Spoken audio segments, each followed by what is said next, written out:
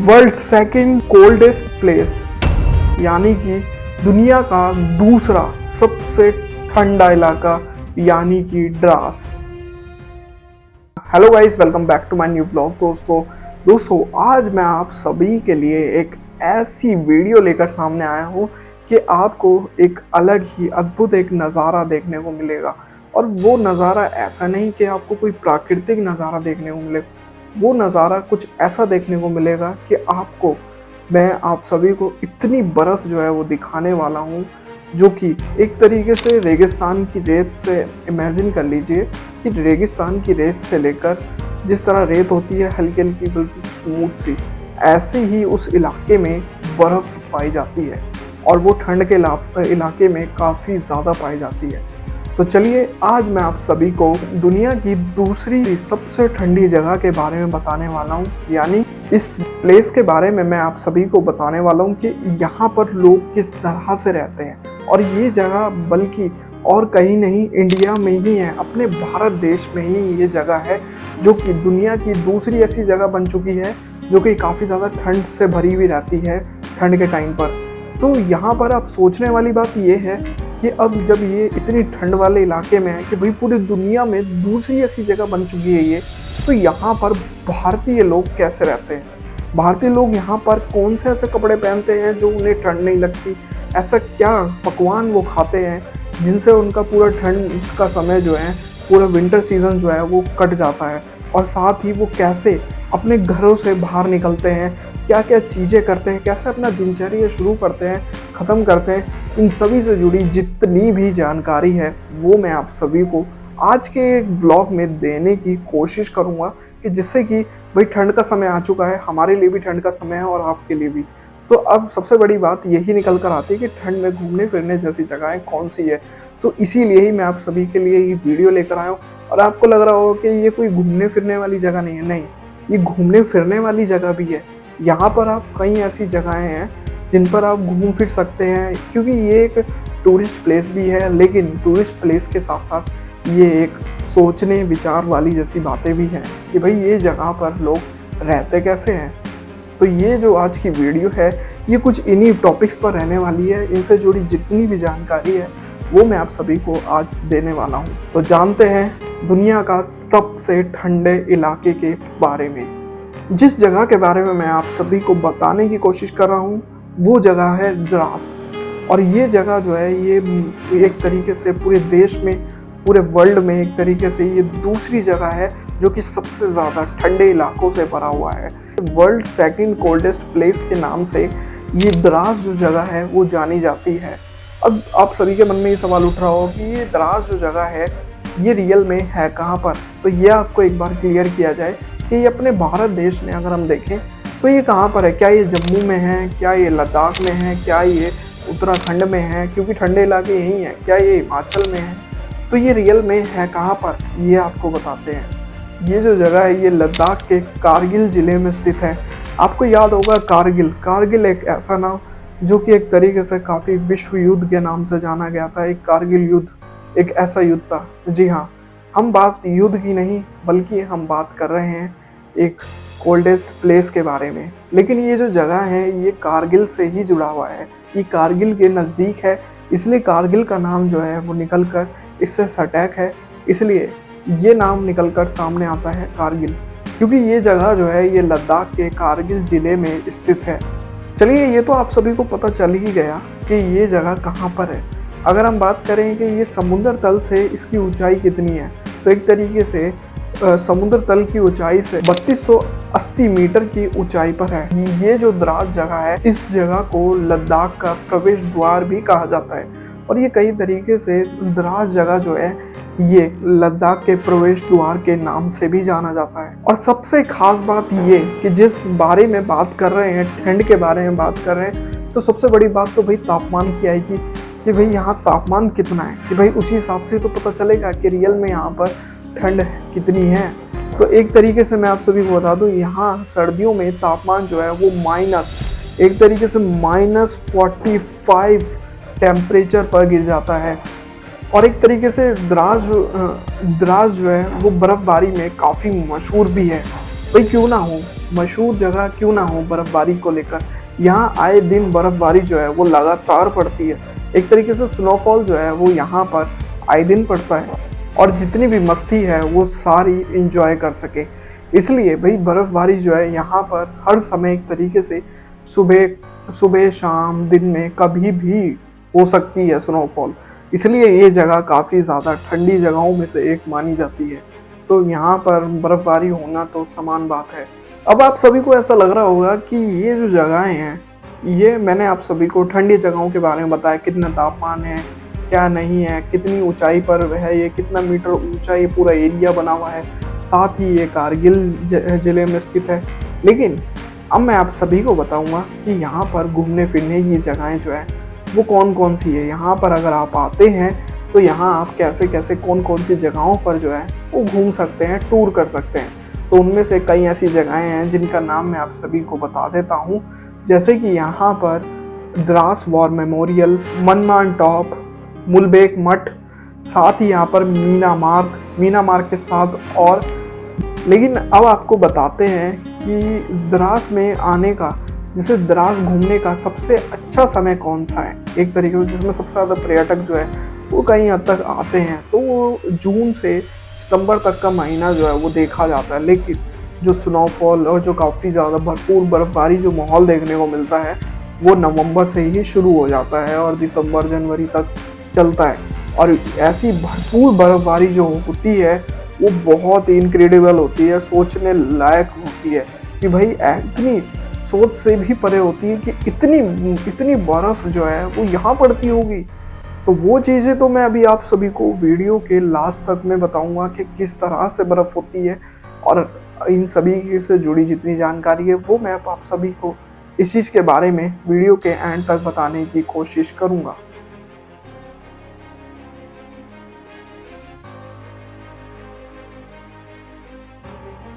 अभी तक तो बात रही द्रास के अट्रैक्टिव पॉइंट्स की।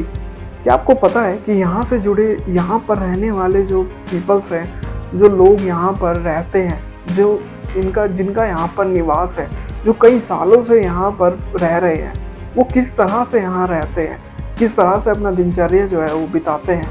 अब मैं आप सभी को उनसे जुड़ी खास बातें जो है वो बताऊँगा कि किस तरह से वो लोग जो है अपना समय बिताते हैं, सुबह से लेकर शाम तक दिन के हिसाब से कैसे घूमते हैं, कैसे क्या करते हैं, खाना कैसे पकाते हैं, पहनते क्या हैं। तो उनसे जुड़ी ये चीज़ें जो है मैं आप सभी को अब मैं आपको बताता हूँ कि क्या क्या चीज़ें यहाँ पर दिखाई जाती हैं। तो सबसे पहले तो यहाँ पर एक तरीके से देखें, यहाँ छोटा बड़ा कोई भी हो, जैसे कि 4 साल की उम्र में ही बच्चों को घर से बाहर खेलने के लिए भेजा जाता है।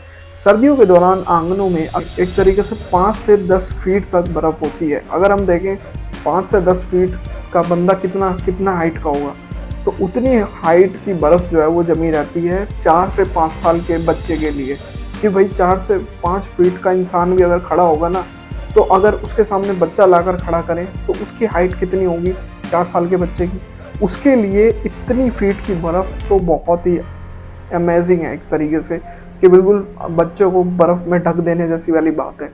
इतनी बर्फ़ जो है वो बच्चों के लिए मिलती है यहाँ पर, ये एक ख़ास बात है। और वहाँ के रहने वाले बच्चों के लिए तो 5 से 10 फीट की बर्फ़ होती है। वह इस पर चढ़ते हैं और फिसलते हैं, यानी वह तो अपना पहला कदम बर्फ़ पर ही रखते हैं एक तरीके से, क्योंकि वहाँ पर एक तरीके से बर्फ़ में ही रहने का पूरा समय रहता है ठंड में। वरना यहाँ पर एक तरीके से देखा जाए जनवरी के बाद से ही बर्फ़ थोड़ी थोड़ी कम होनी शुरू हो जाती है, वरना यहाँ ऐसा लगता है फरवरी के एंड तक जो है बर्फ़ यहाँ रहती होगी एक तरीके से। ये चीज़ तो क्लियर होती है।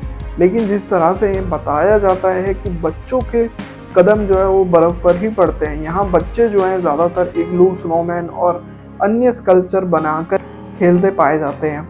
अब आपको बताया जाए यहाँ के स्थानीय निवासियों के बारे में कि किस तरह से अपने शरीर में एक अलग ही गर्मी लाकर रखते हैं ऐसे बर्फ़बारी जैसे इलाकों में, क्योंकि एक तरीके से भाई हड्डियाँ तक जमा देने जैसी ठंड होती है। तो यहाँ लोग रहते कैसे हैं? क्या इनका खून नहीं जमता होगा? क्या इनकी हड्डियाँ नहीं कड़कड़ाती होगी? ये सोचने वाली जैसी बातें हैं। तो इसके लिए भी ये जो स्थानीय निवासी हैं, इनके पास इस चीज़ का भी एक रास्ता है, और वो ये रास्ता है कि अगर बर्फ़ पड़ती है तो ये आइस हॉकी खेलते हैं, स्नो स्कीइंग करते हैं, जैसे खेल से ये एक तरीके से स्वस्थ और काफ़ी ज़्यादा अपने शरीर को स्ट्रेच रखते हैं, जिससे कि कोई दिक्कत ही ना हो। अगर गर्माहट रखेंगे शरीर के अंदर, खेलते रहेंगे, तो फिर कौन सी ऐसी ठंड है जो इनको परेशान करेगी। तो ये चीज़ों से तो ये अच्छी तरह से अपने आप को प्रोटेक्ट रखते हैं। चलिए, ये तो रही बात यहाँ की कि भाई किस तरह से ये अपने आप को स्वस्थ रखते हैं। लेकिन क्या यहाँ पर ये सब खाने पीने के लिए सब्जियाँ बोते हैं, क्या अनाज वनाज जो है वो बोकर ही खाते हैं? ये एक चीज़ सवाल जो है वो खड़ा खड़ा करता है कि ये किस तरह से खान-पान जो है वो लाते हैं, किस तरह से खाते हैं। तो ये मैं आप सभी को क्लियर कर दूँ कि भई इतनी ठंड में सब्जियाँ उगाना, खाना, इकट्ठा करना इनके लिए बहुत मुश्किल है, क्योंकि ठंड के इलाके में ये चीज़ तो आप सभी को पता होगी कि सब्ज़ी उगाना बहुत ही मुश्किल है एक तरीके से। तो ये एक यहाँ जो है ये सब्जियाँ या कोई ऐसी चीज़ें जो हैं वो उगाते नहीं हैं, बल्कि ये बाकी ये दाल और साथ ही खड़े अनाजों पर ही ये अपना पूरा समय जो है ठंड का समय जो है वो ऐसे ही गुज़ारते हैं कि ठंड के इलाके में इनका समय जो है वो कट सके। क्योंकि दाल और खड़े अनाज जो हैं वही एक ऐसी चीज़ें हैं जो शरीर को गर्म रख सकते हैं और आराम से ठंड का समय आराम से गुजार सकते हैं। तो इसीलिए ही ये दाल और खड़े अनाजों का इस्तेमाल ठंड में करते हैं। और ऐसा नहीं है कि इनके पास सब्जियां नहीं होती, सब्जियां ये स्टोर कर कर रखते हैं, और स्टोर में रखी गई सब्जियां, मछली व मीट वगैरह वगैरह बर्फ़ में इस कदर से जम जाती हैं कि उनको काटने के लिए चाकू नहीं बल्कि कुल्हाड़ी का इस्तेमाल जो है वो किया जाता है। अब कुल्हाड़ी का इस्तेमाल काटने के लिए किया जाता है, तो उसी चीज़ से ही आप एक्सपीरियंस कर लीजिए कि कितना सख्त और कितना ठंड से किस तरह सख्त होकर जो है चीज़ें जम जाती हैं। तो ऐसी मुश्किल समय में ऐसे लोग, भाई ये तो नॉर्मल सी बात है कि चक्कू का समय में चक्कू से तो इस्तेमाल करेंगे नहीं बल्कि कुल्हाड़ी से इस्तेमाल करेंगे। तो इनके लिए इतनी मुश्किलें जो हैं वो आ जाती हैं कि खाना इतनी आसानी से नहीं खाते हैं, बहुत ही मुश्किलों से खाते हैं ये सभी लोग। और यहाँ के लोगों के लिए जो ठंड का जो समय है, जो ठंड जो शुरू हो जाती है, वो यहाँ के लोगों के लिए अक्टूबर में ही शुरू हो जाती है।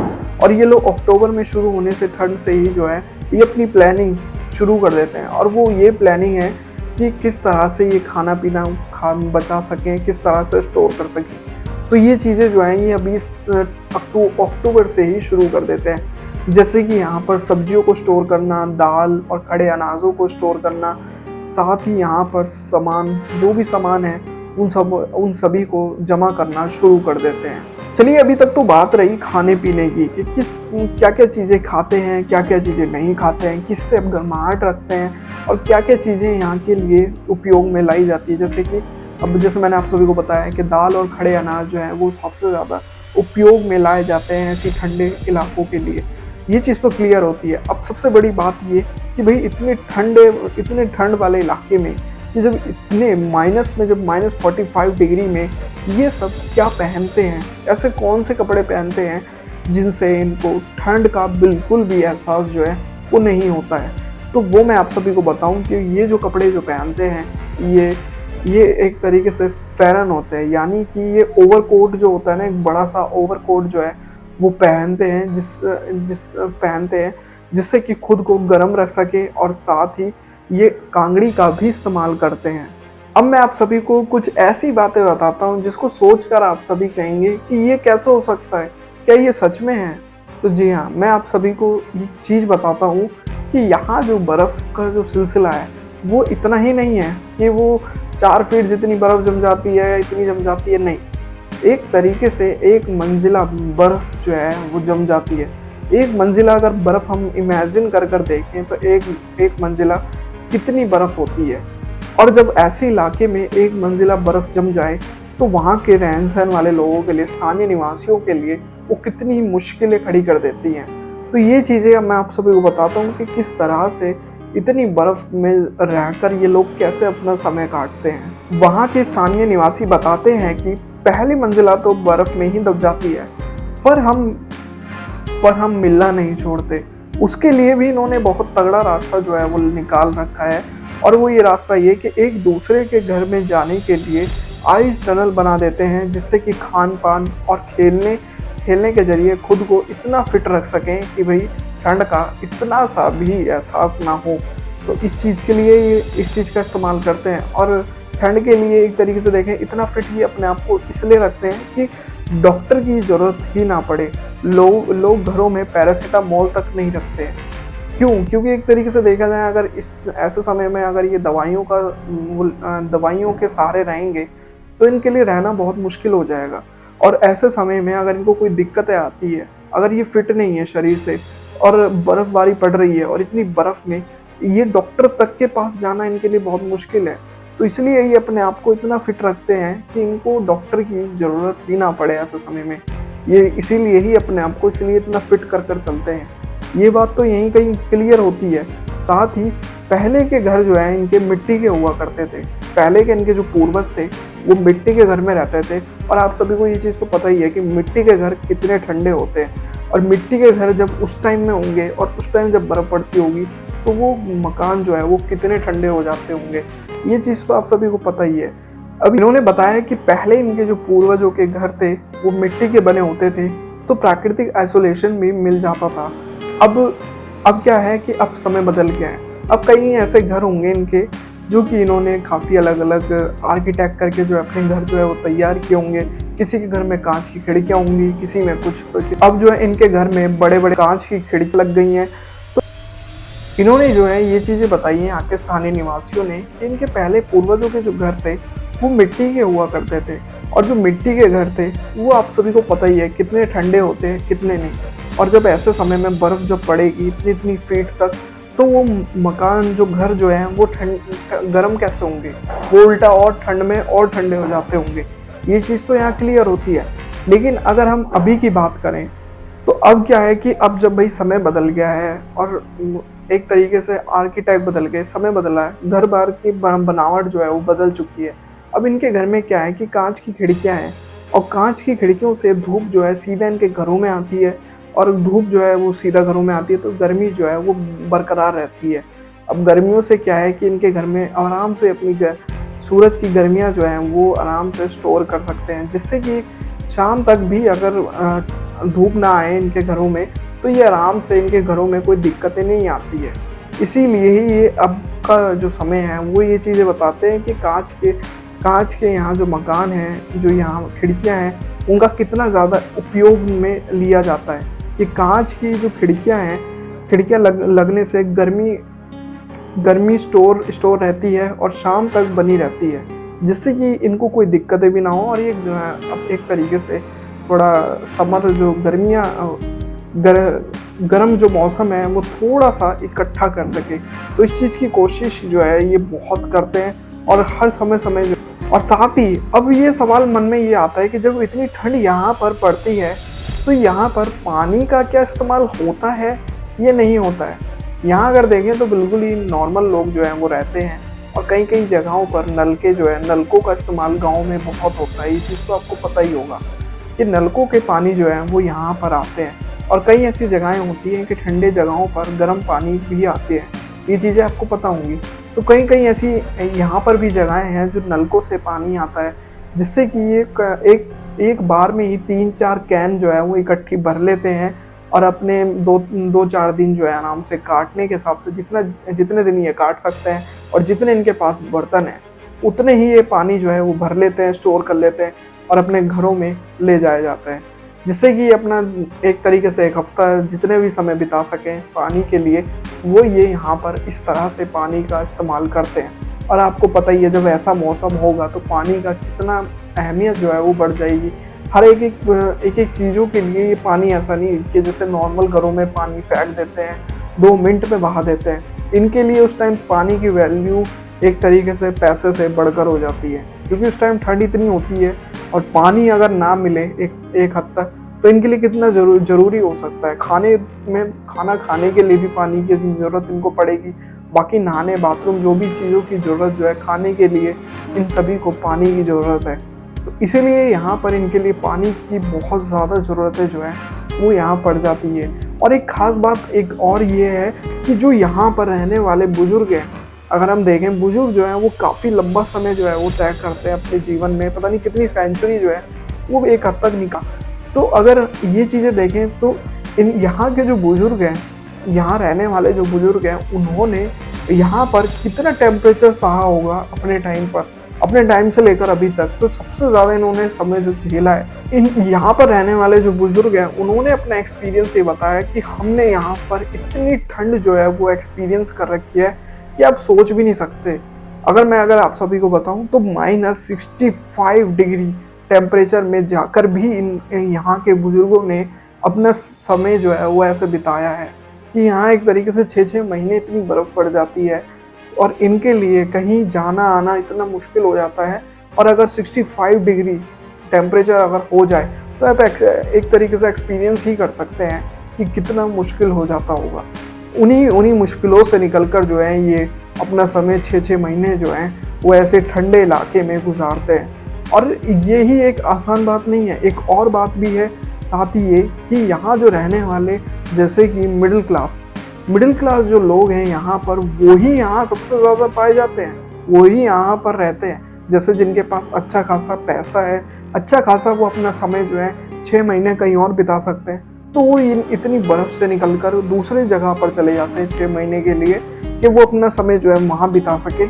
उसके बाद 6 महीने बाद वो जो है वापस यहाँ पर आ जाते हैं जब नॉर्मल समय जब हो जाता है इस एरिया का।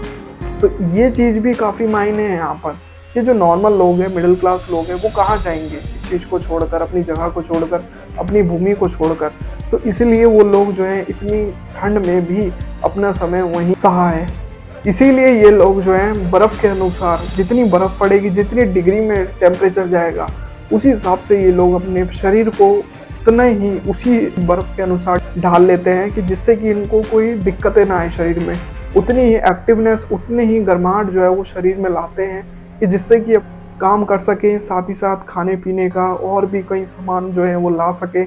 तो इसीलिए ही ये अपने शरीर में इतनी एक्टिवनेस ला कर रखते हैं कि ये इतने -65 डिग्री टेम्परेचर तक में ये इतने नॉर्मल समय में रह पाते हैं। तो ये एक बड़ी ख़ास बात जो है इनके बीच पता चलती है। और अगर हम यहाँ के स्थानीय निवासियों से अगर हम अपने आप को कंपेयर करें एक तरीके से कि अगर हमारा जाना ऐसी जगह पर हो जाए तो हम लोग किस तरह से रिएक्ट करेंगे कि भाई हमारा तो मुंह नहीं खुल रहे, हमारे तो मुंह तक जो है जम चुके हैं, हमारे हाथ फट रहे हैं, हमारे पैर फट रहे हैं, हमारे मुंह फट रहे हैं, क्योंकि ठंड में इसी चीज़ का एहसास होता है। तो ये चीज़ें हम जैसे लोगों पर, जो शहरी लोग हैं, जो काफ़ी दिल्ली, लखनऊ, यूपी, मुंबई ऐसी जगहों पर रहते हैं, तो उनके लिए कितना ज़्यादा टफ जो है वो समय हो जाता है इस जगह पर जाना। क्योंकि 65 डिग्री में रहने वाला नॉर्मल इंसान जो कि अपना 6-6 महीने जो है वहीं गुजारता है, और जो शहरी लोग जो हैं, जो लोकल लोग जो आराम से शहरी इलाके में रहते हैं, और वो अगर अचानक से जाएं तो उनके लिए कितना मुश्किल हो जाता है। उनका तो एक तरीके से शरीर की हड्डियां तक जमने लग जाए, खून जमने लग जाए एक तरीके से, क्योंकि वो इतने एक्टिव नहीं होंगे जितने एक्टिव ये हैं। क्योंकि ये एक तरीके से हर गेम जो है बर्फ़ का वो खेलते हैं, आर्चरी करते हैं, पता नहीं क्या क्या चीज़ें जो हैं वो खेलते हैं जिससे कि अपने आप को एक्टिव रख सके, और इसीलिए ये ऐसे टेम्परेचर में आराम से सहकर आगे बढ़ जाते हैं। तो दोस्तों, ये पूरी जो जानकारी है आज की इस वीडियो में मैंने आप सभी को क्लियर कर दी है एक तरीके से कि भाई कितनी बढ़िया तरीके से ये जो लोग हैं, कहीं हद तक देखे जो द्रास में रह रहे हैं, उनकी मानना पड़ेगा कि रियल में इतने एल्टीट्यूड में रहने पर भी ये लोग इतने आराम से दिनचर्या जो है अपना बिताते हैं। और साथ ही साथ भाई कितनी लकड़ियाँ जो है वो अपने घर में रखते होंगे, क्योंकि इनका काम जो है एक तरीके से आग जलाकर ही अपने आप को सुरक्षित रखना है। अगर हाथ वाथ सेक सकेंगे, खाना पीना बना सकेंगे, तो गर्माहट है वो इनको मिल सकेगी। तो आग जलाने का काम इनके लिए बहुत ज़रूरी हो जाता है इतने टेम्परेचर में, कि एक तरीके से -65 में अगर ये आग ना जलाए, हाथ ना सेके, तो भाई बहुत मुश्किल हो सकता है इनके लिए। तो ये चीज़ें जो हैं ये जंगलों में से कहीं से इंतज़ाम कर लेते हैं लकड़ियों का भी, कि जिससे कि इनको शाम के टाइम, क्योंकि शाम एक ऐसा टाइम होता है जिसमें सबसे ज़्यादा ठंड जो है वो और डबल हो जाती है एक तरीके से। पूरे दिन में ठंड तो होती है लेकिन शाम में और डबल हो जाती है, जिससे कि लकड़ियाँ जलाकर ही बंदा जो है आराम से शांत पा सकता है और गर्माहट जो है वो मिल सकती है। तो इसलिए लकड़ियाँ जो है सभी जिन के घर हैं वो सभी शाम के टाइम लकड़ियाँ जो है एकजुट करना शुरू कर देते हैं कई इलाकों से, कि जिससे कि इनको भाई शाम के टाइम कोई दिक्कत ना हो सके। तो दोस्तों, कहीं हद तक देखें हमने द्रास जो जगह है, दुनिया की दूसरी सबसे ठंडी जगह, जिसके बारे में मैंने आप सभी को बताने की कोशिश करी कि कितने एल्टीट्यूड में ये पूरा टेम्परेचर एरिया जो है, ये प्लेस जो है ये बना हुआ है, और ठंड के टाइम पर कि विंटर सीजन में अगर देखें तो इसका मौसम और ही अलग हो जाता है। -65 के अनुसार ये यहाँ का मौसम जो है वो चला जाता है। साथ ही यहाँ लोग जो हैं बड़ी दूर-दूर से इस चीज़ को देखने के लिए आते हैं कि रियल में यहाँ पर मौसम क्या इसीलिए सही में चला जाता है -65, क्या यहाँ पर एक मंजिला बर्फ़ जो है वो जम जाती है। तो ये चीज़ें देखने बहुत ही सैलानी जो है वो लास्ट नवंबर दिसंबर में आते हैं बहुत से, और बाकी जो ज़्यादा का टूरिस्ट आते हैं वो नवंबर से पहले यानी कि जून सितंबर में आते हैं, जिससे कि वो यहाँ के टूर कर सकें। तो ये पूरी जितनी भी जानकारी थी आज की इस वीडियो में मैंने आप सभी को देने की कोशिश करी, कि साथ ही साथ यहाँ पर जिस तरह कारगिल का जो युद्ध हुआ इसमें मैंने आप सभी को बताने की कोशिश करी कि ये कारगिल ज़िले में ही स्थित है, जहाँ पर एक तरीके से पाकिस्तान और इंडिया का एक बड़ा महायुद्ध जो हुआ था, जो कारगिल का युद्ध था, उसके बारे में भी कई हद तक यहीं इसी जगह पर ये मामला जो है वो स्थित था। ये लड़ाई जो है वो इसी जगह पर हुई थी। तो इसीलिए यहाँ पर आप सभी को कारगिल युद्ध से जुड़ा एक मेमोरियल भी देखने को मिलेगा, तो वहाँ विजिट जरूर करें। तो ये पूरा एक तरीके से देखा जाए मैंने आप सभी को वर्ल्ड सेकेंड कोल्डेस्ट प्लेस के बारे में बताने की कोशिश करी, क्योंकि आप में से कई लोग इस चीज़ के बारे में जानने की कोशिश कर रहे होंगे कि दुनिया में दूसरा ऐसा कौन सी जगह है जो कि सबसे ठंडा इलाका है। तो वो ये है द्रास। तो द्रास के बारे में आपने जितनी भी जानकारी थी आपको मिल गई होगी कि वहाँ के लोग किस तरह रहते हैं, क्या करते हैं, क्या नहीं। तो उम्मीद करता हूँ दोस्तों आज की वीडियो आपको पसंद आई होगी। आज की वीडियो आपको पसंद आए तो भाई वीडियो को लाइक जरूर करें, अगर चैनल पर नए आए तो चैनल को सब्सक्राइब जरूर करें। मिलते हैं दोस्तों ऐसी और नई वीडियो में, तब तक के लिए जय हिंद, वंदे मातरम।